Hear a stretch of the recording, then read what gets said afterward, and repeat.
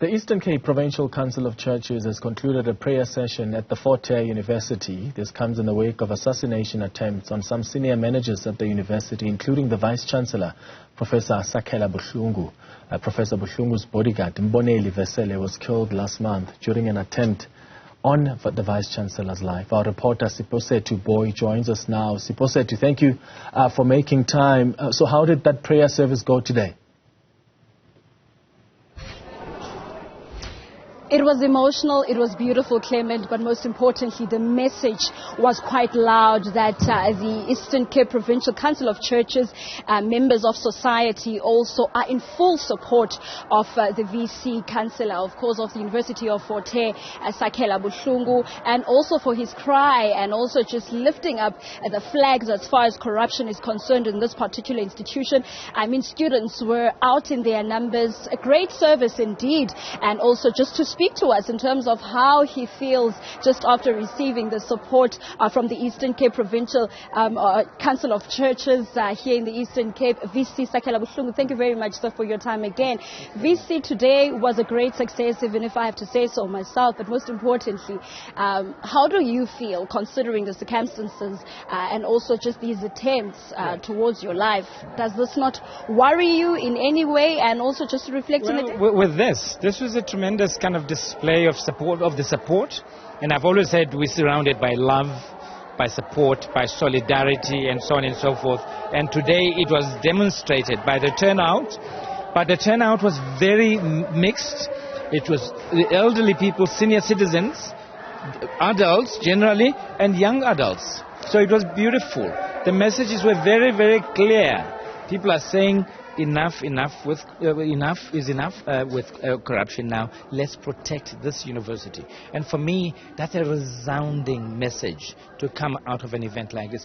I also just want to add that in addition, even though this was organized provincially, there were messages read from the president of the South African Council of Churches, Archbishop Makgoba, as well as the General Secretary. So the messaging came from far and wide. The fact that you also had other people from outside, General Olumisa coming here, whom I know from way back at the college many years ago, the former President Khama, who was here, Mama Bridget Motsepe was here, and a whole lot of other people from the clergy. For me, it can't get better than this, and it can't be as emphatic than this. And so I'm very pleased. My executives were here, our staff were here. So that's it. It simply propels us forward in what we're trying to do.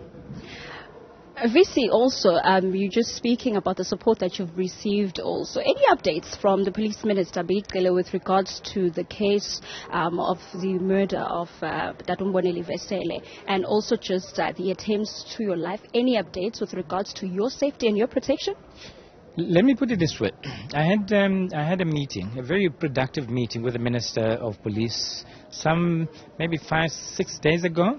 It was a very productive meeting, very constructive meeting, and he sounded upbeat, but that's another story altogether. He sounded upbeat, and I repeated what I always say, I'll bring me the pudding when it's ready.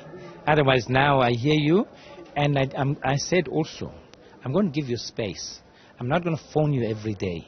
I'm not going to phone the general every day. I'm going to phone them within intervals that are reasonable so that they can achieve reasonable kind of successes and progress in their investigations. So, what am I saying therefore? I have no updates as I stand now, but I'm going to be phoning them tomorrow. Tomorrow and Tuesday, I'm going to be on them. They must give me results. The SIU, with, of course, some of the cases that you issued to that particular office. Any updates there as well? Look, the SIU is very interesting, actually. I should explain this. The SIU has received a lot of information from us. They're also, as I speak, they're calling up more information as per the proclamation. So that's that. The difference with the SIU is that they don't report to us.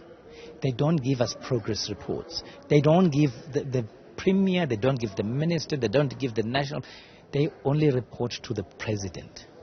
They'll only report to the president. We talk on the side, and what we talk about is what information and so on and so forth, which is something I'm not going to talk to you about right now, right?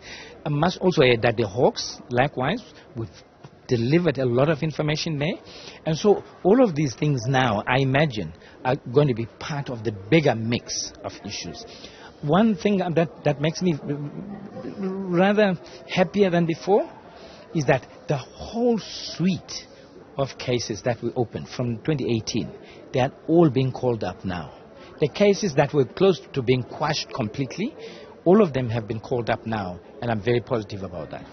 Professor, of course, VC Sakhela Buhlungu, just speaking to us about the updates and further reports as far as the SIU, Police Minister Bekele, including the hoax here at the University of Fort Hare. We do know that the University of Fort Hare will be receiving students officially for the year of 2023 tomorrow. All right, Sipho, thank you so much for that update.